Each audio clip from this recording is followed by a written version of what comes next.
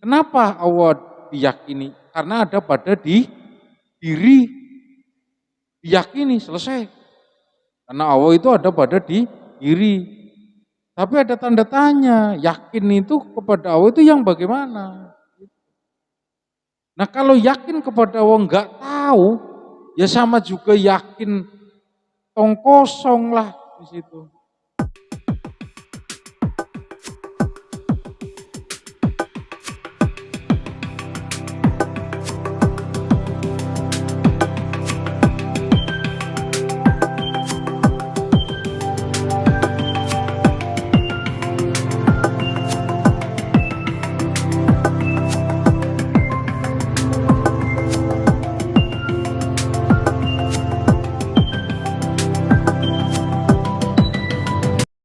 Assalamualaikum warahmatullahi wabarakatuh. Selamat malam untuk para sahabatku yang ada di luar sana. Semoga kita semua selalu dalam perlindungannya. Masih bersama dengan saya Sunaryo di channel Asmaullah Tegal, yang mana di channel ini kita selalu berbagi tentang pelajaran kajian-kajian ilmu di seputar kehidupan manusia. Sahabatku semuanya, pada kali ini kita akan berbagi judul yaitu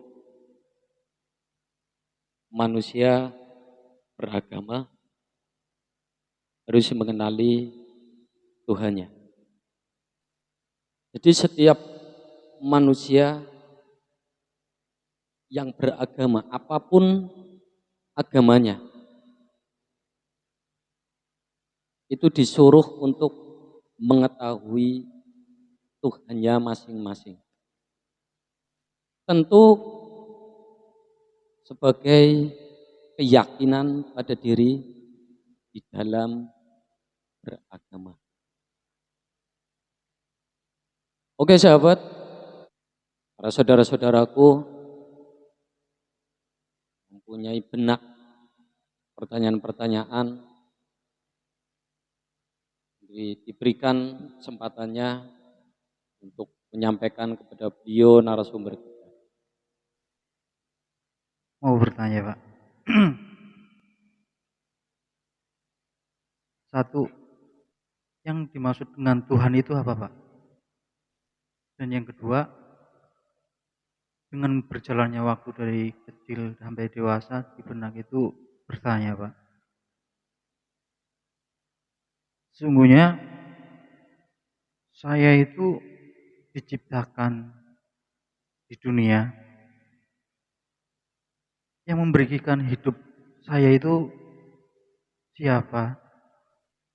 Dan berterima kasih atau bersyukur pada siapa karena telah memberikan hidup Pak.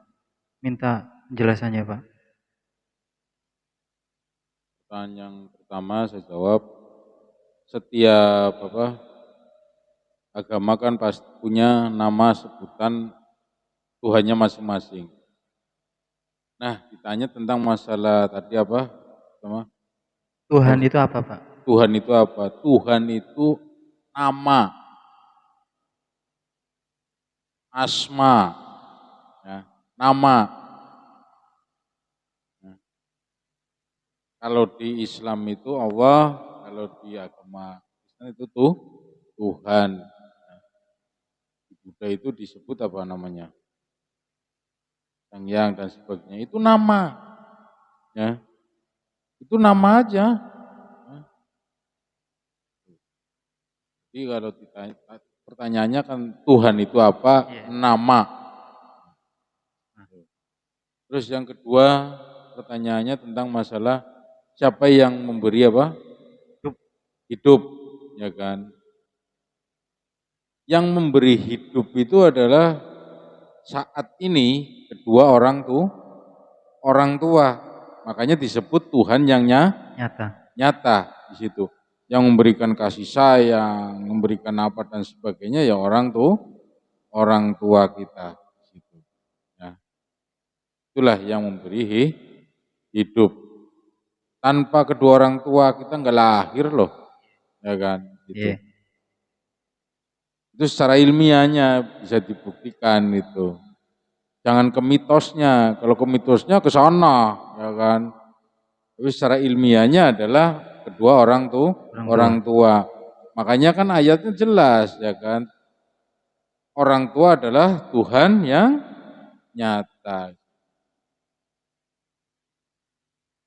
Berarti kita yang tadi saya pertanyakan itu pada siapa kita berterima kasih dan bersyukur karena kita diberikan hidup itu berarti pada orang tua, Pak. Pada orang tua. Kalau kita bersyukur kepada kedua orang tua sama juga bersyukur kepada Tuhan, Hanya. Tuhannya gitu. Terima kasih, Pak, atas penjelasannya. Menyambung tadi. Di sini kan ada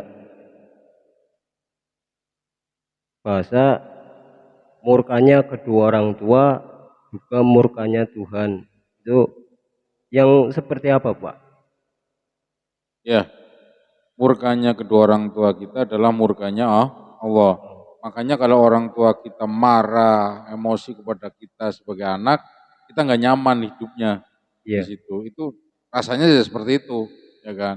iya, iya. Terima kasih penjelasannya. Saya mau nanya, Pak, itu kalau orang tua yang salah terus anaknya memberi tahu tapi merasa benar sendiri itu gimana, Pak? Ini yang kadang menjadi polemik di dalam rumah tangga, posisi anak dan orang tua. Cuma yang menjadi salahnya, ya, kadang orang tua kita salah, cara memberitahunya yang salah anak itu kepada orang tua. Jadi orang tua kita salah, ya kan? Tapi anak cara memberikan nasihat atau memberikan teguran itu juga yang salah. Makanya tidak diterima. Jadi jangan menganggap bahwa orang tua kita itu salah di situ. Nah, tapi kalau kita cara memberitahunya juga salah, salah semua, ya kan di situ.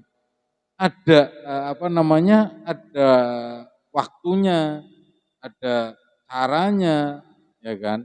Kan udah diajarkan sopan santun. Enggak ada orang tua yang tidak mau dinasehati anak, pasti ada di situ.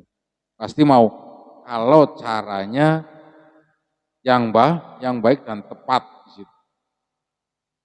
Dan cara yang baik untuk memberi nasihat itu gimana, Pak? Ya, di saat momen orang tua itu santai terus tidak emosi, ya kan. Di situ menerima, ya kan, baru kita masuk dengan kata-kata yang tutur kata yang baik, sopan santun. Pasti orang tua kita menerima teguran tersebut. Terima kasih, Mbak. Melanjut pertanyaan lagi, Pak. Kembali kepada temanya, Pak. Setiap manusia beragama itu harus mengenali Tuhannya, Pak. Ya, Pak. Seringkali di benak sendiri itu bertanya dalam setiap peribadatan kita, entah itu saat kita sholat, dan di benak seringkali kan bertanya, sesungguhnya kita ini menghadap siapa? Kalau menghadap di agama Islam sendiri itu, kalau kita sholatkan menghadap Allah. Bagaimana caranya kita dalam menghadap Allah itu kita tahu, Pak. Dan kita bagaimana caranya biar kita tahu dalam setiap manusia yang beragama itu mengenal Tuhannya itu ilmunya seperti apa, Pak? Minta penjelasannya, Pak. Ya, di dalam suatu ibadah tadi ya tentang masalah sholat itu bukan menghadap kepada Allah, itu salah. Itu bacanya kan ada, ya kan? Allahu Akbar kabih dan seterusnya, kan ada arti yang mengatakan ini wajah, ya kan? Artinya dalam suatu sholat itu menghadap diri kita sendiri. Untuk mengingat, untuk introspeksi diri kita sendiri, kesalahan diri kita sendiri. Supaya nanti kedepannya lebih baik dalam hidup di situ. Karena Allah itu enggak butuh di kiblat.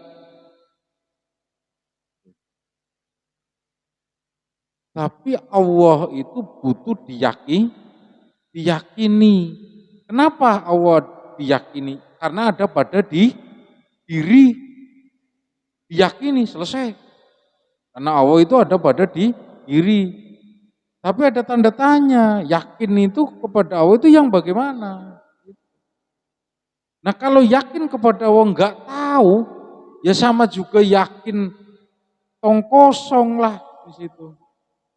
Orang yang yakin kepada Allah itu berarti orang tersebut sudah tahu Allah di situ. Sholatnya pun sudah tahu porsi sholatnya, tujuannya. Maka disebut apa? Sholat yang khusyuk. Sholat yang khusyuk itu sholat yang tidak neko-neko. Itu ya itu aja di situ. Nggak ditambah-tambahin di situ. Ada sholat yang sholat maghrib seumpamanya 3 rakaat, ditambahin 4 rakaat, ya nggak usuh itu namanya, ya kan? Rusuh itu namanya, ya kan? Oh, bertanya Pak, kita kan untuk mengetahui ciri-ciri orang yang sudah mengenal Tuhannya, kadang-kadang kan casing itu kan bisa membutakan mata kita. Untuk ciri-ciri yang sesungguhnya seperti apa itu yang mengenal? Ya. Gak ada ciri-ciri, ya kan? Orang yang mengenal Tuhan itu gak bisa dilihat dengan kasat mata, karena itu suatu keyakinan. Bahkan guru kita itu sudah ngomong sembunyi tempat terang. Artinya apa? Dia tahu segalanya tentang agama, tentang Tuhannya, tentang apa. Tapi dia apa? Biasa aja. Itu tidak kelihatan. Karena apa? Hal tersebut itu enggak perlu dikuar-kuarkan. Oh, saya kenal Tuhan. Oh, saya kenal Allah.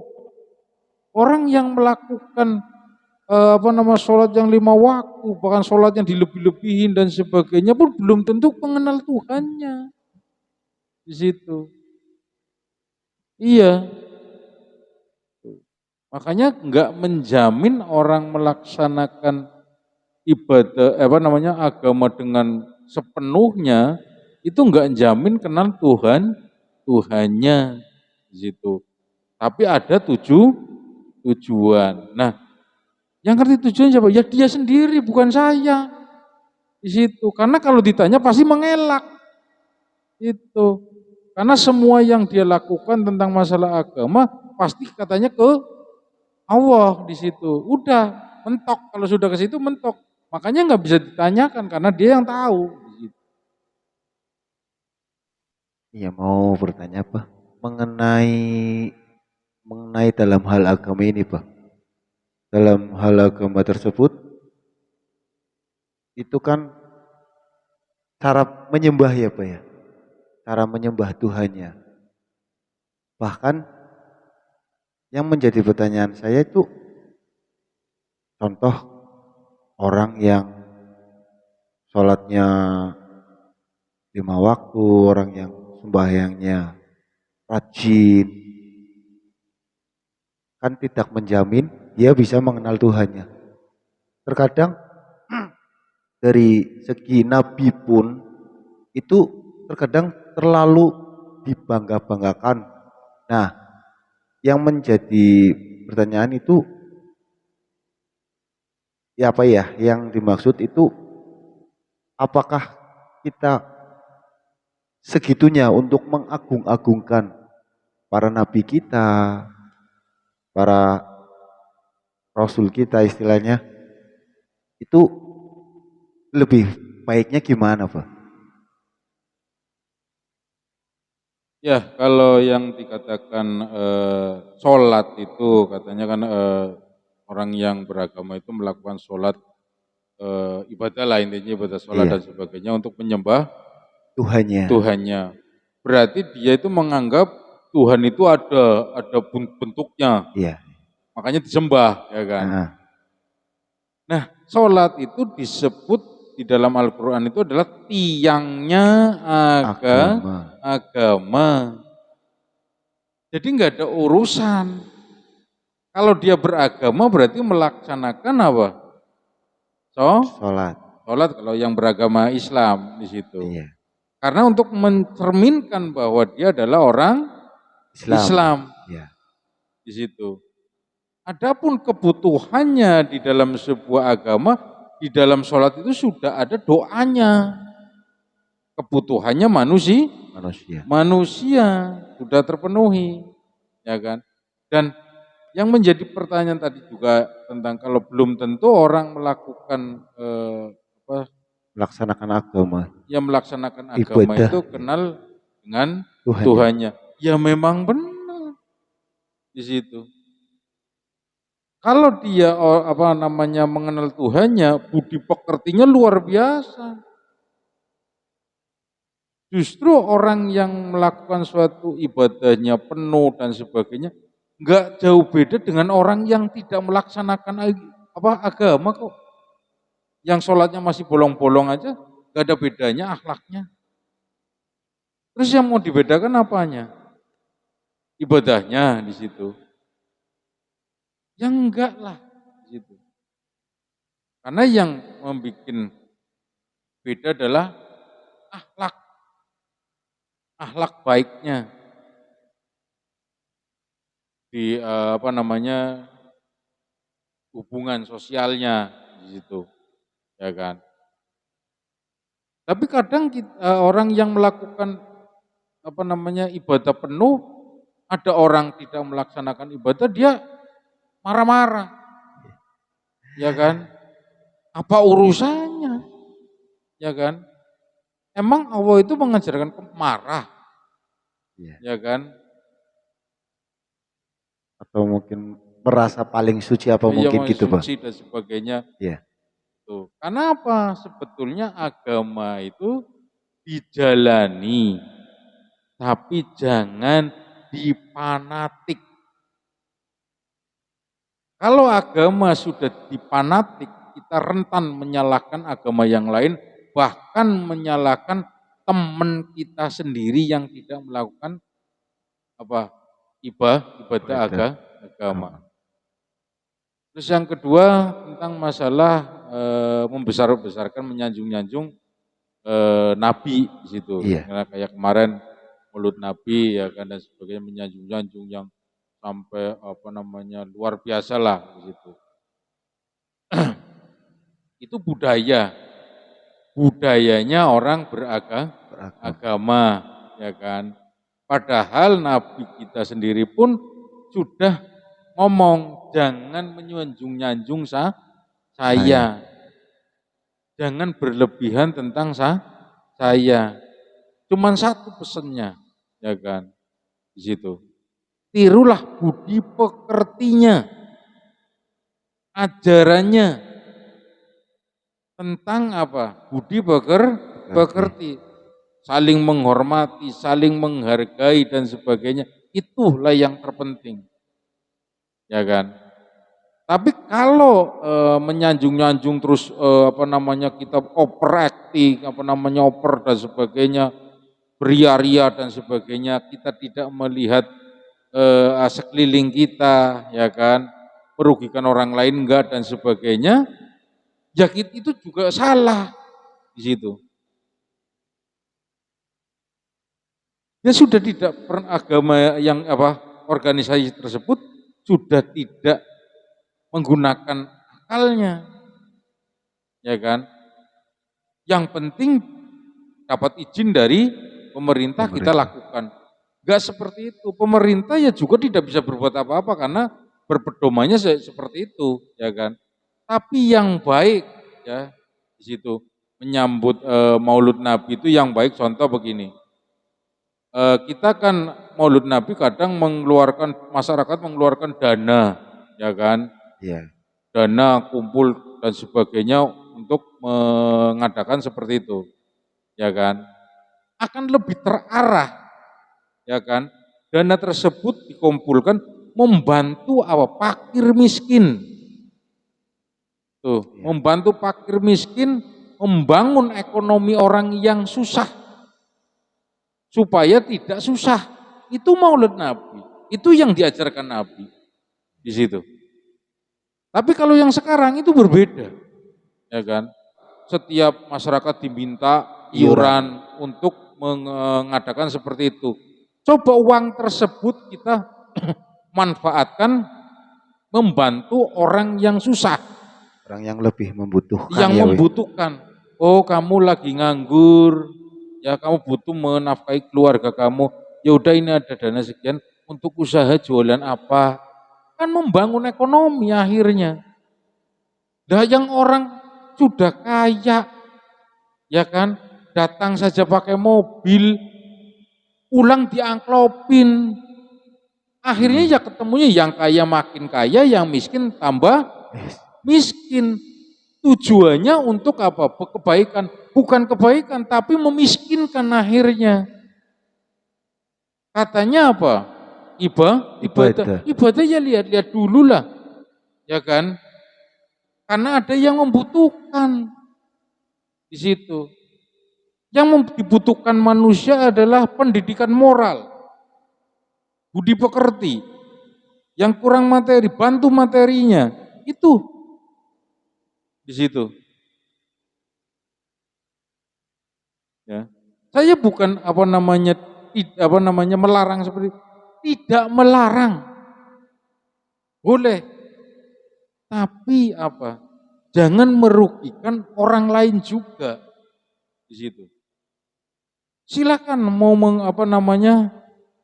melakukan hal yang seperti itu, silakan di situ. Tapi jangan merugikan orang lain. Contoh tempatnya di lapangan yang tidak mengganggu aktivitas jalan dan sebagainya, dikondisikan yang bagus, ya kan.